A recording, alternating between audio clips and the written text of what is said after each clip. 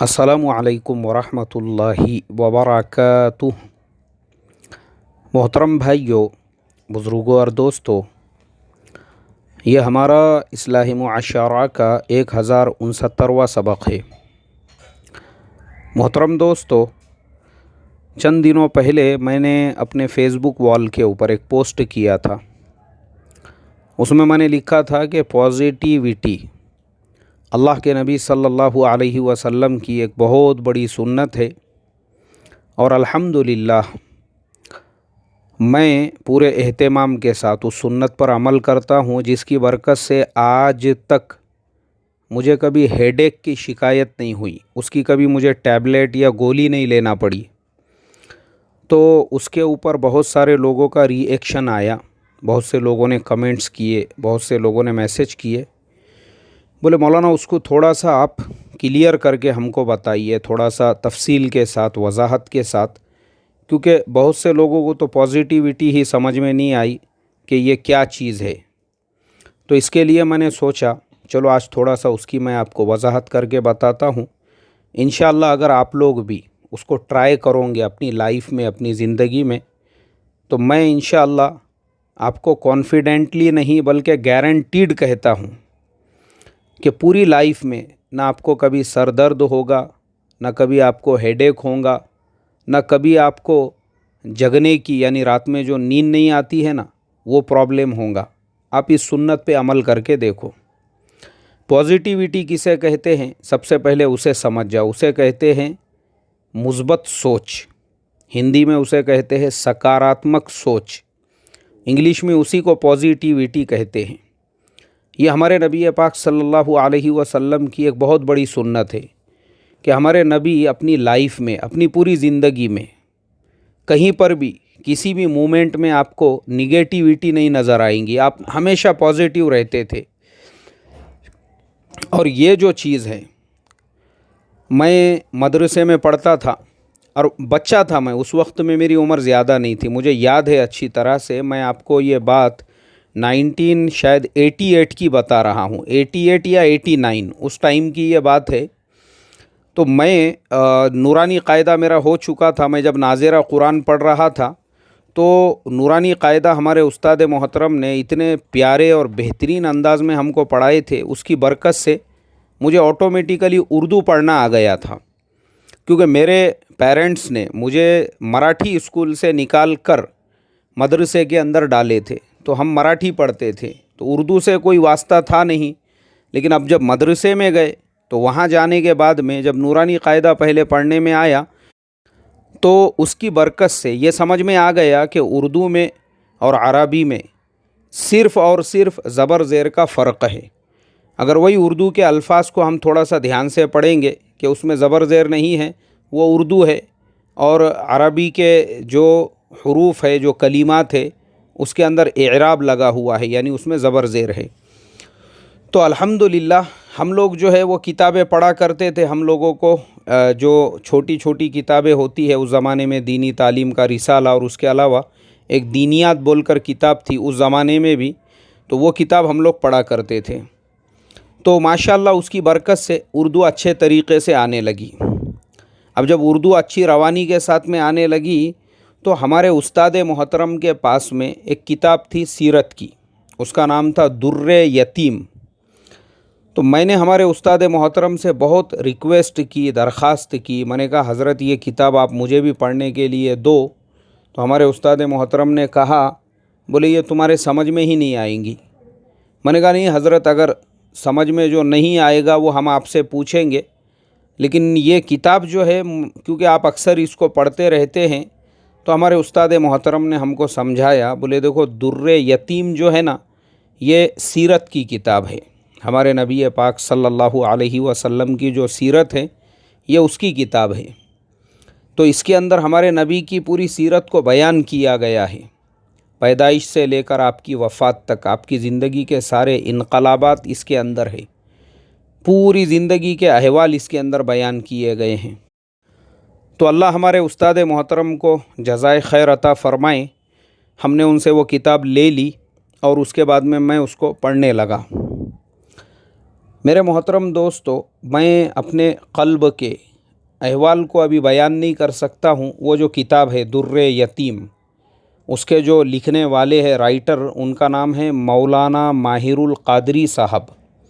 لیکن کتاب کے اوپر صرف ماہر القادری بس اتنا ہی لکھا ہوا ہے. بعد میں ہم کو پتہ چلا وہ بھی بہت بڑے عالم دین اور اللہ والے تھے. تو وہ کتاب جو تھی در یتیم، یعنی جو لکھنے والا ہے وہ اللہ کے نبی کے عشق میں کیسا ڈوبا ہوا ہوگا، آپ کو اس کتاب کے ایک ایک جملے سے پتہ چلے گا. وہ جو لکھنے والے تھے حضرت مولانا ماہر القادری صاحب، یعنی وہ کتنے اللہ کے نبی کے سچے عاشق تھے، اور کیسا اس انسان کے دل کے اندر اللہ کے نبی کی محبت، آپ کی عظمت، آپ کی جو الفت تھی، وہ ان کلمات کے اندر سے آپ کو نظر آئیں گی. تو در یتیم ہم نے پڑھنا شروع کی ہے. وہ کتاب ایسی ہے کہ میں سمجھتا ہوں اگر آپ نے اس کے ایک ایک پیج کے اوپر اور اس کے اندر کے ایک ایک واقعے پر اگر آپ کی آنکھوں میں آنسو نہیں آئے تو پھر اس کا مطلب یہ ہے کہ آپ کا دل بہت سخت ہے. اور مولانا ماہر القادری صاحب نے ایسی کتاب وہ لکھی ہوئی ہے سیرت کی، انسان کو رونا آتا ہے بار بار. اور میں نے ایک مرتبہ نہیں پڑھا اس کو، کیونکہ ایک مرتبہ پڑھنے سے تو تشفی دل کی پوری ہی نہیں ہوئی. 2 مرتبہ 3 مرتبہ کئی مرتبہ وہ کتاب پڑھنے میں آئی. اور ماشاءاللہ وہ کتاب پڑھنے کے بعد جو ایک چیز سمجھ میں آئی، وہ یہ کہ ہمارے نبی پاک صلی اللہ علیہ وسلم کیسی ان کی زندگی تھی، کہ ہمارے نبی کی زندگی کا وہ انقلاب، کہ ہمارے نبی ایک تو مکی زندگی ہے، ایک مدنی زندگی ہے، اور پھر فتح مکہ کے بعد کی ایک زندگی ہے. یہ ساری زندگیوں کے اندر ہمارے نبی پاک صلی اللہ علیہ وسلم نے کس طریقے سے اپنی پازیٹیو طاقت کے بل بوتے کے اوپر مکی زندگی کو بھی فتح کیا، مدنی زندگی کو بھی فتح کیا، اور فتح مکہ کے بعد بھی جو آپ کو پروفیٹ آف ریولیوشن کہا جاتا ہے، پیغمبر انقلاب، جو جرمنی کے ڈاکٹر مائیکل ایچ ہارٹ نے دا 100 نام سے جو کتاب لکھی تھی، جس کو بوکر اور نوبل ایوارڈ ملا ہوا ہے، اس کتاب کے اندر سب سے پہلا نام جو انہوں نے نبی اکرم صلی اللہ علیہ وسلم کو دیا تھا، ایسے ہی نہیں دیا تھا. یہ چیز آپ کو سمجھ میں آتی ہے. تو میرے محترم دوستو، سیرت کی کتابوں کے ذریعے سے یہ پتہ چلا کہ واقعی میں بھی ہمارے نبی پاک صلی اللہ علیہ وسلم کی زندگی میں رتی برابر کی بھی نگیٹیویٹی نہیں تھی. کہ مکۃ المکرمہ جب آپ ہجرت کر کے مدینے کی طرف روانہ ہو رہے ہیں اور مکہ کی طرف دیکھ کر آپ کی آنکھوں سے آنسو بہہ رہے ہیں، اور آپ مکہ کو مخاطب ہو کر یہ کہہ رہے ہیں، اے مکہ، 53 سال آپ نے مکۃ المکرمہ میں گزارے ہیں. آپ یہ سوچو، پہلے 53 سال جس شہر میں گزارے اپنی زندگی کے، اس کو خطاب کر کے کہہ رہے ہیں، اے مکہ، میں تجھے چھوڑنا تو نہیں چاہتا ہوں، لیکن کروں کیا، تیرے رہنے والے مجھے رہنے نہیں دیتے ہیں. اس کے بعد حضرت ابوبکر صدیق رضی اللہ تعالیٰ عنہ نے فرمایا، اے اللہ، اب تو یہ قوم ہلاک ہو جائیں گی، ان پہ عذاب آئیں گا. فوراً قرآن پاک کے اندر پازیٹیو آیتیں نازل ہو گئی اللہ تبارک و تعالیٰ کی طرف سے، اور نبی اکرم صلی اللہ علیہ وسلم کی طرف سے وہ پازیٹیو کلمات، وہ پازیٹیو جملے نکلے مکۃ المکرمہ والوں کے لیے. طائف سے واپسی پر حضرت جبریل علیہ السلام وادی نخلا میں جس فرشتے کے ذمے پہاڑوں کی ذمہ داری ہے، اس کو لے کر پہنچے اور کہا، اے محمد صلی اللہ علیہ وسلم، آپ صرف حکم دے دو، اگر آپ حکم دوں گے تو یہ پورے طائف کے لوگوں کو پہاڑوں کے بیچ میں کچل دیں گا. تو آپ نے فرمایا، ارے کوئی بات نہیں ہے، یہ بیچارے مجھے جانتے نہیں ہیں، پہچانتے نہیں ہیں، اگر یہ مسلمان نہیں ہوئے تو کیا ہوا، ان کی نسلیں وہ ایمان میں داخل ہوں گی. حالانکہ وہ طائف والوں نے اتنا ستایا تھا، خود اللہ کے نبی صلی اللہ علیہ وسلم اکثر یہ فرمایا کرتے تھے کہ طائف کے سفر میں مجھے جتنا ستایا گیا اتنا کہیں پر بھی نہیں ستایا گیا. یہ میرے محترم دوستو ہے پازیٹیو طاقت. ہمارے زمانے میں تو مشورے میں اگر بیان کسی کا ذمہ دار صاحب نے طے نہیں کرے تو ان کے لیے بد دعائیں شروع ہو جاتی ہے، ان کے اگینسٹ میں گلے شکوے شروع ہو جاتے ہیں. یہ ہماری مینٹلیٹی ہے، کیونکہ نگیٹیو لوگ ہیں ہم لوگ، جس سے ہم کو شکایت ہوں گی، جس سے ہمارا کوئی تعلق خراب ہوگا. دونوں دیندار ہے، دونوں نمازی ہے، دونوں قرآن کی تلاوت کرنے والے ہیں، سب کچھ ایک ہی رہیں گا، لیکن دوسرے کے اوپر اگر کچھ حالات آئے تو فوراً یہ کہنا شروع کر دیں گا عذاب آیا اس پہ، عذاب آیا اس پہ، عذاب آیا اس پہ. ارے اللہ نے تو ذلیل کر دیا اس کو، ارے اللہ نے تو اس کا منہ کالا کر دیا. یہ سب جملے کب نکلتے ہیں؟ جو انسان نگیٹیو ہوتا ہے، تنگ دل ہوتا ہے، تنگ نظر ہوتا ہے، جو ہمیشہ دوسروں کا برا سوچتے رہتا ہے، وہ اس طریقے کی باتیں سوچتا ہے. تو میرے آقا حضرت محمد صلی اللہ علیہ وسلم کا کلیجہ کیسا تھا؟ معاف کیا آپ نے. آپ لوگوں کی برائیاں نہیں کرتے تھے، معاف کرنے کا کام کرتے تھے. طائف والوں کو معاف کر دیا، مکے والوں کو معاف کر دیا. 53 سال جس وطن میں رہے اس کو چھوڑ کر جا رہے ہیں مدینے کی طرف، ان کے لیے عذاب کی دعا نہیں مانگی. اور ہمارے یہاں تو اس کا بیان اگر مشورے میں طے نہیں ہو رہا ہے تو اس کے پاس زبان پہ عذاب کی دعائیں نکل رہی ہے. ہمارے یہاں پر تو ذرا سا دین یا دنیا کا کوئی نقصان پہنچ جائے تو عذاب کی دعائیں نکل رہی ہے اور دوسرے کی بربادی پہ جشن منایا جا رہا ہے. اللہ حفاظت فرمائے. نگیٹیو ہے نا، اس کو کہتے ہیں نگیٹیو. تو ایسے ہی جو نگیٹیو لوگ ہوتے ہیں ان کو ہر آدھے پون گھنٹے کو ہیڈ ایک کی گولیاں کھانا پڑتی ہے. بلڈ پریشر جو ہے ہر آدھے پون گھنٹے کو ہائی، کبھی نیچے، کبھی اوپر، کبھی آزو، کبھی بازو، کبھی چاروں طرف گھومتے رہتا ہے. وہ کیوں؟ نگیٹیو سوچ کی وجہ سے. تو ہمارے نبی کی زندگی ایسی پازیٹیو تھی. آپ نے مکی زندگی، اب میں آپ کو مدنی زندگی میں لے کر چلتا ہوں. مدینہ پہنچے تو کلیجہ دیکھو کتنا بڑا کیا کہ جو مدینے کے یہود تھے، پتہ چلا کہ وہ یہود مسجد اقصیٰ کی طرف چہرہ کر کے نماز پڑھتے ہیں. تو آپ نے فوراً اپنا جو قبلہ تھا بیت اللہ کی بجائے مسجد اقصیٰ کی طرف چہرہ کر کے نماز پڑھنا شروع کیا. کائے کے لیے؟ دل جوئی کے لیے.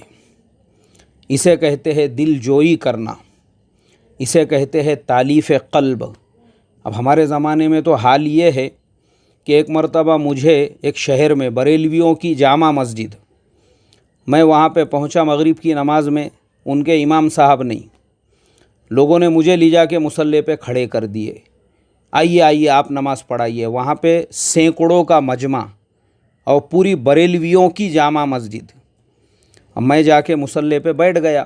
میں نے کہا بھائی اب میں جب بریلویوں کی مسجد میں نماز پڑھا رہا ہوں، انہی کے طریقے پہ پڑھاتا ہوں. بیٹھ گیا میں مصلی پہ، اور جب تکبیر بولنے والے نے حی علی الصلاۃ حی علی الفلاح کہا، اس وقت میں کھڑا ہوا. اور جب میں نے دعا کی تو دعا میں نے وہی کہا، یا ایھا الذین آمنوا ان اللہ وملائکتہ یصلون علی النبی یا ایھا الذین آمنوا صلوا علیہ وسلموا تسلیما. اللہم صلی علی سیدنا و حبیبنا و شفیعنا و مولانا محمد وبارک وسلم. اب میرے وہاں پہ نماز پڑھانے کے بعد وہیں پر میرے اپنے ذہن کے اور میرے اپنے خیالات کے کچھ لوگوں کو پتہ چلا، تو کچھ نے تو یہ کہنا شروع کر دیے، اب تو مرتد ہو گیا، بولے وہ اب تو مشرک ہو گیا، وہ پنڈت جی بن گئے، اب تو بتوں کے سامنے کھڑل دھڑل اب وہ کرنا شروع کر دیے. کیوں؟ صرف بریلویوں کی جامع مسجد کے اندر ایک نماز پڑھانے کی وجہ سے. تو ہمارے دل ایسے ہے. اور میرے آقا حضرت محمد صلی اللہ علیہ وسلم کتنے پازیٹیو تھے. 18 مہینوں